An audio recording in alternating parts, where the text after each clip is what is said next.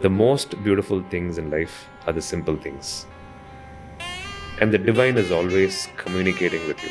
There is constant communication of the divine. It doesn't come up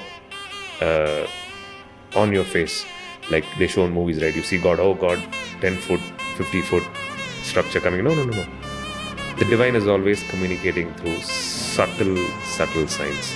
They are so subtle. They're so subtle, people keep missing it. A gentle breeze can be a sign. A number like, as you keep talking, 1111 can be a sign. A photograph can be a sign. An image coming randomly in front of your eyes can be a sign.